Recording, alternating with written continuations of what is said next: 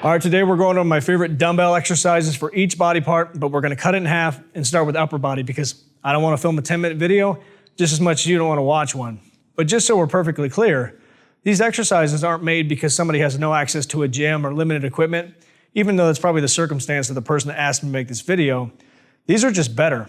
So even if you have an endless amount of machines to choose from, you're still gonna do these because they're that disgustingly good. So if you're ready, let's get after it. All right, starting off with delts. This is one I've been doing a lot recently because obviously it's a great finisher, but it's also a great way to start the workout because it primes it, pushes a ton of blood, and even though I categorize as a rear delt movement, you have to get that entire shoulder involved. So before you even get into your workout, you're one set in, you're already screwed. Now this is the one where you flex that rear delt out to the side and then bring your entire shoulder into it by wrapping around and then repeating. Now, I made a couple tweaks to it. First being is I bring that seat up even higher. I found that 75, 80 degrees is a sweet spot because too far forward, you're gonna pull into those straps. You just wanna feel like you're tilting a little bit forward so you can flex that rear delt. The second thing is I go even lighter. I know, the asshole that already trains too light found a way to train even lighter, but it's because I have a better connection to it. You're able to hold that flex with your rear delt a little bit longer, 2-3 seconds, and then flex around. It's just a better movement overall.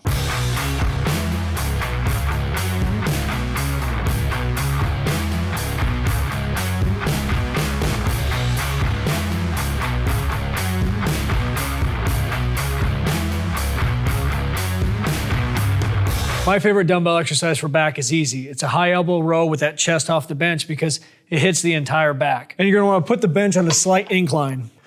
But not only can you hit the entire back, you can destroy it because it's one of the few exercises where that upper back's gonna fail first, and then you can continue to crank on and terrorize that mid and lower back until you can't take that pump anymore or you violently shit yourself.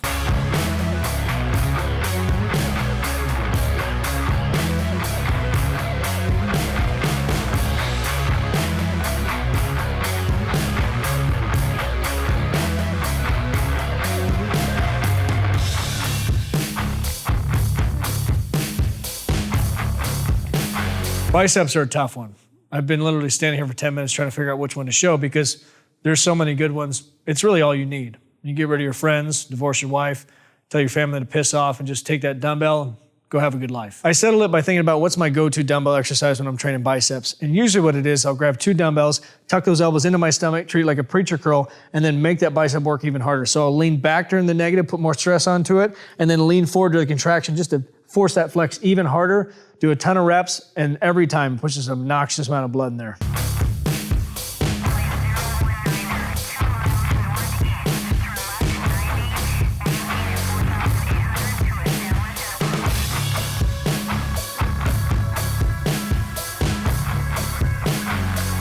When it comes to triceps, I think we're all fighting the same battle. We got one side that looks great, and the other side looks like we picked it up at a dollar store. That's why I didn't pick an exercise like a single dumbbell French press because even though I love those, you just never know how much one side's working over the other. That's why I think the best dumbbell exercise for triceps is a skull crusher because one side can't take over the movement. And the way I would do them is push that elbow back as far as you comfortably can with that shoulder and also get that wrist involved. And I know, forearm's not connected that way. And I actually had some guy message me a while back and explain to me exactly why, because it does make that tricep contract harder getting that wrist involved. And he said it in a very eloquent way, but it's long, drawn out.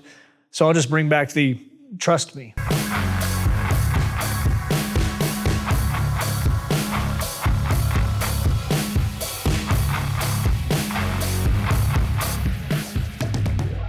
Now for chest, I'm going with one that's a little bit different because I think the biggest problem that most people have, no matter what exercise they're doing, is being able to contract that chest. So this will help you develop a better mind-muscle connection. On top of that, if you have one side that's underdeveloped, this will fix that too. And you can do these anytime during a workout, but I usually start or finish with them. And what you're gonna do is take a dumbbell, we're gonna do these unilaterally, and you're gonna flex that dumbbell across your body, palms in a supinated position, and you're gonna drive it past the midpoint of your body, focusing on flexing that chest from the bottom all the way up.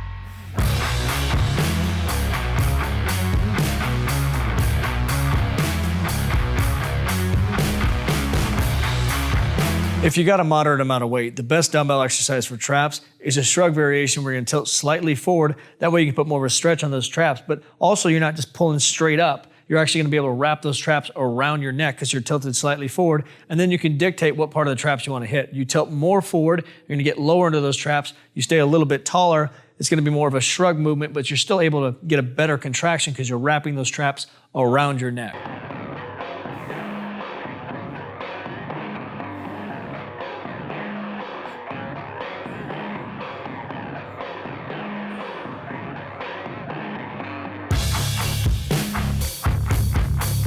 Looks like I'm doing abs on leg day because this is already gonna be a long ass video. Here's a link to a dumbbell chest day. Also another one of my favorites, a dumbbell leg day. Most importantly, subscribe, hit that notification bell, and get after it, get growing. Talk to you soon.